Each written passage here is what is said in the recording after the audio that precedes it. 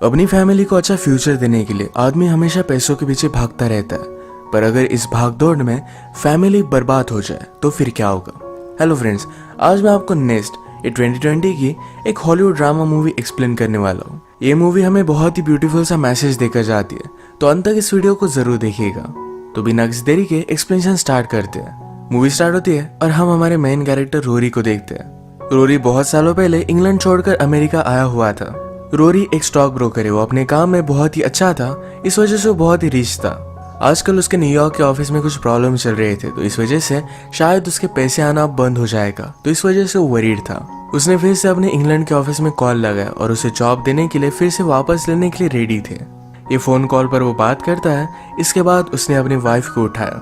अपनी वाइफ के साथ उसके 2 बच्चे भी है, एक बेटी और एक बेटा। इनकी फैमिली बहुत ही ब्यूटीफुल थी, सब कुछ बहुत ही सही चल रहा था। रोरी अपने बच्चों के साथ एक साथ ब्रेकफास्ट करता, उन्हें स्कूल छोड़ देता। उसकी वाइफ एलिसन को हॉर्स राइडिंग का बहुत शौक है, तो इस वजह से एक जगह पर हॉर्स राइडिंग टीचिंग का काम करती है। ये पूरी फैमिली एक दूसरे को बहुत सारा टाइम देती है। रोरी को अभी अभी अपॉर्चुनिटी आई तो एलिसन से एक दिन वो बात करता है। उसे कहता है, आजकल मेरे पास तो पैसे है, पर थोड़ी देर में ये पैसे आना बंद हो जाएगा। मुझे फिर से इंग्लैंड जाना है। वैसे भी रोरी की मदर इंग्लैंड में थी। रोरी कहता है, मुझे बहुत बड़ी अपॉर्चुनिटी मिली है। अगर मैंने इसका सही से फायदा उठाया तो पूरी लाइफ में हमें कुछ भी करने की जरूरत नहीं पड़ेगी। ये सब बात सुनकर एलिसन भी इस पर सोचने लग जाती है। इसके बारे में उसने अपनी मदर से बात की। उसकी मदर कहती है, बहुत सारे लोगों को कंट्री छोड़कर जाने का कभी भी चांस नहीं मिलता, तुम्हें जाना चाहिए, अपनी लाइफ एंजॉय करनी चाहिए। वैसे भी वो सही कह रहा है। उसकी मदर वहां रहती है, शायद इस कंट्री में वो अकेला फील करता है। एलिसन को भी अपनी मदर को छोड़कर जाना जरा बुरा लग रहा था।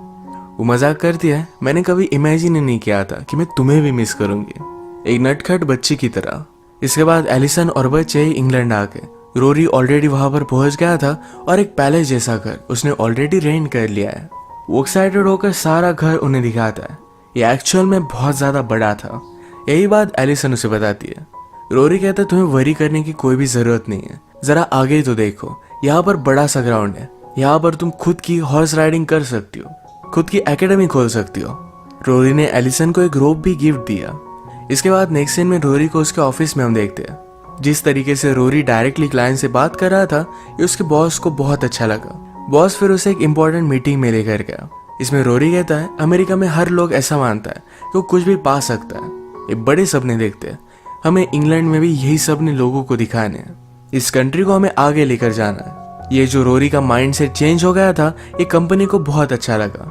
रात में सारी फैमिली मिलकर डिनर करते हैं। बच्चों को अपने स्कूल में एडजस्ट होने के लिए जरा टाइम लग रहा है। रोरी अपने बेटे बेंजामिन से पूछता है, तुम्हें स्कूल कैसा लग रहा है। बेंजामिन कहता है कि ठीक है, पर रोरी ने कहा कि वो यहाँ का बेस्ट स्कूल है। रोरी इस पर बहुत ही प्राउड था। अगले दिन रोरी ने एलिसन के लिए पर्सनल हॉर्स बाय कर लाया। एलिसन अब बहुत खुश थी। एक साथ इंटीमेट हो जाते हैं। आज रात फिर ये दोनों पार्टी पर गए। पार्टी में जब भी रोरी जिससे भी बात करता है तो बहुत ही अमीर है, इस तरीके से उसे जताने की आदत होती है। उसने न्यूयॉर्क में सब कुछ सेल कर दिया था, पर फिर भी वो लोगों को कहता है कि मैं न्यूयॉर्क में अपना पेंट हाउस हमेशा रखूंगा, वो बहुत ही ब्यूटीफुल सिटी है। ये सब बातें एलिसन को उसकी अच्छी नहीं लगती, पर फिर भी वो इग्नोर करती है। पार्टी में रोरी के बॉस ने एलिसन से बात की। ये दोनों कपल्स के बारे में बात कर रहे थे। रोरी का बॉस कहता है, जब हम किसी से शादी करते हैं तो उनके अच्छाइयों के साथ उनकी बुराइयां भी हमें एक्सेप्ट करनी पड़ती है। एक ही पर्सन में हम सारी चीज परफेक्ट नहीं पा सकते। आजकल के कपल सब कुछ एक ही साथ पाना चाहते हैं, तो इसी वजह से शायद डिवोर्स इनका होता है। एलिसन को लगता है कि एक परफेक्ट पार्टनर डिजायर करना ये कोई गलत बात नहीं। पार्टी से घर पर आने के बाद एलिसन रोरी से बात करती है, कहती कि यहाँ पर कितनी ज्यादा फॉर्मेलिटी करनी पड़ती है। एलिसन को लग रहा था कि इंग्लैंड बहुत ही प्रिटेंशियस है। न्यूयॉर्क में इस तरीके का प्रीटेंड लोग नहीं करते थे। एलिसन हमेशा जरा लेट उठती है, तो बच्चों को स्कूल में भेजने के लिए वो जरा लेट हो जाती है। नेक्स्ट सीन में हम देखते हैं कि रोरी अपने बॉस के पास आया हुआ था। वो कहता है, मेरे पास एक बहुत ही बड़ी ऑफर है। एक न्यूयॉर्क की कंपनी से मैं बात कर रहा था। वो अपनी फर्म बाय करने में बहुत ज्यादा इंटरेस्टेड है। अगर ये डील कंप्लीट हो गई तो रोरी को इससे बहुत सारे पैसे मिलेंगे। उसे फिर से कभी भी काम करने की जरूरत नहीं पड़ेगी। इसके लिए बहुत ही एक्साइटेड था और अपने बॉस को बहुत ही अच्छी अच्छी चीजें बताता है। बॉस कहता है, क्या तुम ये कंपनी सेल करने के लिए यहाँ आए थे। रोरी कहता है कि तुमने मुझे हायर किया क्योंकि मैं तुम्हें प्रॉफिट कमा कर दे सकूं। बेस्ट वे कंपनी सेल करना ही है। बॉस को भी आइडिया अच्छा लगा था। तो मीटिंग वगैरह सेट करते हैं। आज रात रोरी ने अपने फ्रेंड्स के साथ मिलकर सेलिब्रेट किया।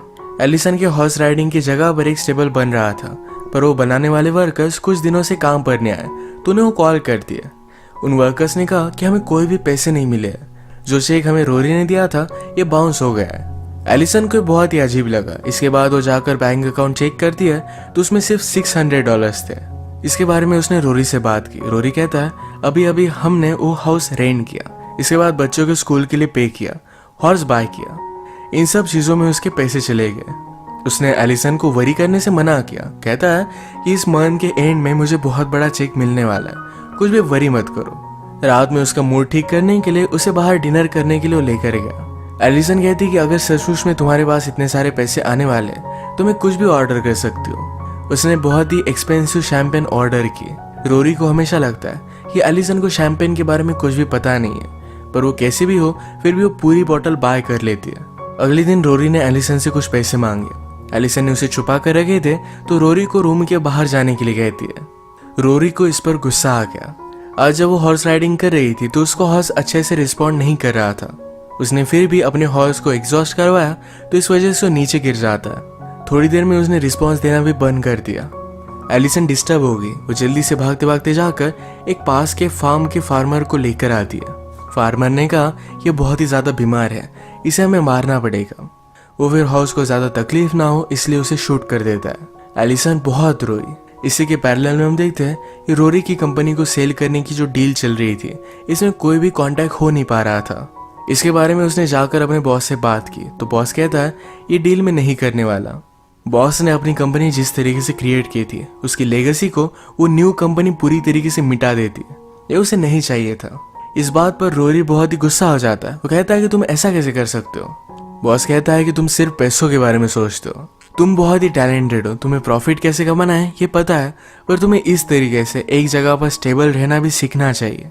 एलिसन ने जब अपने बेटे को बताया कि उसके हॉर्स की डेथ हो चुकी है तो उसे बहुत ही सपोर्ट करते हैं। उन्होंने हॉर्स को एक प्रॉपर मेमोरियल दिया। आज पूरी रात रोरी घर पर नहीं आया था। अगले दिन एलिसन अपने हॉर्स को बरी कर देती है। हम देखते हैं कि रोरी अपनी मदर के पास आया था। बहुत साल हो चुके पर रोरी ने अपनी मदर से कोई भी कांटेक्ट नहीं रखा था। उसकी मदर को यह भी नहीं पता कि रोरी ने शादी की है, उसके बच्चे भी है। वो अपनी फैमिली की फोटो दिखाता है। वो अपनी मदर को कह रहा था तुम अगर चाहो तो हमारे पास आकर रह सकती हो। उसकी मदर ने कहा कि मुझे अब तुम्हारे बारे में कुछ भी पता नहीं है। वो डायरेक्टली उसके साथ आकर नहीं रह सकती। वो फिर भी इसके बारे में सोचने वाली है। रोरी अपनी मदर पर जरा गुस्सा हो गया था क्योंकि वो अपनी लाइफ में अपनी मदर को इनवाइट कर रहा था, पर इतने सालों बाद कोई भी कांटेक्ट ना रखे हुए वो ऐसा कुछ भी कर नहीं सकता। घर पर आने के बाद एलिसन रोरी पर बहुत ज्यादा गुस्सा थी। उसने फोन का भी बिल पे नहीं किया था, इस वजह से कनेक्शन इनका टूट चुका है। एलिसन अपने हॉर्स के बारे में उसे बताती है तो रोरी कहता है कि शायद उस आदमी ने मुझे फॉल्टी हॉर्स दिया। एलिसन को सिंपैथी देने के बावजूद उस आदमी पर ही गुस्सा हो गया। एलिसन ने ऑलरेडी उस हॉर्स को बरी कर दिया था तो इस पर भी वो गुस्सा हो जाता है। रोरी कहता है मैं उस पर टेस्ट कर सकता था, जिस आदमी ने मुझे फंसाया है उस पर मैं केस कर सकता हूँ। ये हॉर्स $5,000 का था। रोरी को सिर्फ पैसों की पड़ी थी तो इस बात पर एलिसन के साथ उसका झगड़ा हो जाता है। गुस्से में एलिसन कहती है क्या तुम्हें पता है कि तुम्हारा प्रॉब्लम क्या है? तुम एक बहुत ही पुअर लड़के थे और अब रीच होने का सिर्फ प्रिटेंड करते हो। रोरी कहता है कि ऑफ कोर्स मैं वैसा हूँ। ये जो सारी चीजें मेरे पास है इस पर मैं बहुत प्राउड हूँ। ये सब कुछ मैं डिजर्व करता हूँ। मुझसे मिलने के बाद तुम्हारी कोई भी औकात नहीं थी। तो अपने डॉटर के साथ एक सड़े हुए अपार्टमेंट में रह रही थी। इसका मतलब है एलिसन की डॉटर ये रोरी की स्टेप डॉटर है। बेंजामिन उसका एक्चुअल बेटा था। एलिसन बहुत ही हर्ट हो गए और उसे यहाँ से निकल जाने के लिए कहती है। अगले दिन रोरी ने अपने फ्रेंड के साथ मिलकर एक अच्छे डील पर काम करना स्टार्ट कर दिया। आजकल एलिसन के पास भी पैसे नहीं तो पास के फार्म में वो कुछ काम ले लेती है। उसे बेंजामिन के स्कूल से कॉल आया तो बेंजामिन ने किसी को मारा हुआ था। वो जब उसे लेने के लिए गई तो बेंजामिन रोने लगता है। वो कहता है मुझे बड़े बच्चे बुली कर रहे थे। एलिसन कहती है अगर तुम्हारे साथ ऐसा हो रहा था तुमने मुझे क्यों नहीं बताया? बेंजामिन कहता है मुझे पता है कि तुम्हारे और फादर के बीच में झगड़ा चल रहा था। मैं तुम्हें और भी वरी करवाना नहीं चाहता था। एलिसन उसे गले लगा लेती है। घर में एलिसन की बेटी अपने ओल्ड फ्रेंड के साथ थी। ये एलिसन को अच्छा नहीं लगता पर उसकी बेटी उसका कुछ भी नहीं सुनती। आज रात रोरी अपने क्लाइंट के साथ डिनर के लिए एलिसन को भी लेकर जाता है। इस डिनर पर भी वो जता रहा था कि वो बहुत ही रिच है। वो एक प्ले के बारे में बता रहा था। एलिसन सब चीजों से तंग आ चुकी थी, तो इस बात पर वो हंस देती है। कहती है मेरे हस्बैंड ने कभी भी थिएटर में पाँव भी नहीं रखा। वो फिर गुस्से में यहाँ से चली गई, तो रोरी भी उसके पीछे आता है। एलिसन उसे मिली नहीं, पर क्लाइंट अब उसके साथ काम नहीं करना चाहता था। उसका फ्रेंड उसे समझाता है कि वो लोग सिर्फ मेरे साथ ही काम करना चाहते हैं। इस बात पर रोरी बहुत ज्यादा गुस्सा हो गया। एलिसन गाड़ी लेकर चली जा चुकी थी, तो रोरी को एक कैब लेनी पड़ती है। कैबी उससे पूछता है तुम काम क्या करते हो। रोरी ने कहा कि मैं प्रिटेंड करता हूँ कि मैं अमीर हूँ। कैबी पूछता है कि ऐसा क्यों करते हो, तो रोरी कहता है कि मुझे पता नहीं। उसने कहा कि एक बार मेरे पास बहुत सारे पैसे थे, $1 मिलियन।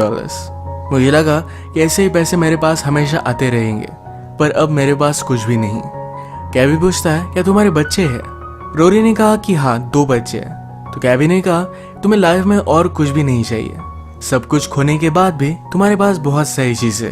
हम इस वर्ल्ड में आए तो हमारे बच्चों के लिए ही। वो पूछता है कि क्या तुम अच्छे फादर हो। रोरी ने कहा कि ऑफकोर्स मैं अच्छा फादर हूँ, मैं कभी भी उन पर हाथ नहीं उठाता, उन्हें जो भी चाहिए ये सारी चीजें लेकर देता हूँ। कैबी कहता है ये चीजें तो बहुत ही बेसिक है, इससे तुम अच्छे फादर नहीं बनते। तुम्हें अब अपनी लाइफ को सही से ट्रैक पर लाना पड़ेगा। एक जॉब ले लो, थोड़े से पैसों के लिए तुम काम कर सकते हो, पर फिर भी अपनी फैमिली को तुम खो नहीं सकते। तुम्हें एक्चुअली क्या चाहिए ये तुम्हें पता होना चाहिए। रोरी को सही में उसे क्या चाहिए इसके बारे में कोई भी आइडिया नहीं था। कैबी ने अपनी कार रोक दी और वो कहता है अब यहाँ से निकल जाओ। उसे पता था कि रोरी के पास कोई भी पैसे नहीं है। रोरी कहता है घर पर पहुंचने के बाद मैं तुम्हें पे करता हूँ, पर कैबी ने बात नहीं मानी। रोरी को ऐसे ही चलते चलते घर पर जाना पड़ता है। इसी के पैरेलल में हम देखते हैं कि इनकी बेटी ने घर पर अपने फ्रेंड्स के साथ मिलकर एक पार्टी रखी थी। इस पार्टी में बेंजामिन बहुत ही ज्यादा डर जाता है, तो एक कोने में जाकर बैठा हुआ था। सुबह एलिसन ने घर को देखा तो पार्टी की वजह से बहुत ज्यादा डर्टी हो गया था। वो जाकर बेंजामिन को ढूंढती है तो बहुत ही डरा हुआ था। उसने उसे सहारा दिया। बाहर एलिसन ने अपने हॉर्स को बरी किया था, तो उसके ऊपर की मिट्टी बाजू हो जाती है। इस बात से वो बहुत डिस्टर्ब हुए, वहीं पर बहुत रोई। ये देखकर उसकी बेटी भी उसे सहारा देती है। बेंजामिन को घर पर लेकर आए, उसके लिए ब्रेकफास्ट बनाया। थोड़ी देर में रोरी भी चलता चलता घर पर पहुंच जाता है। सारे लोग ब्रेकफास्ट कर रहे थे। रोरी ने कहा मैं सब कुछ ठीक कर दूंगा।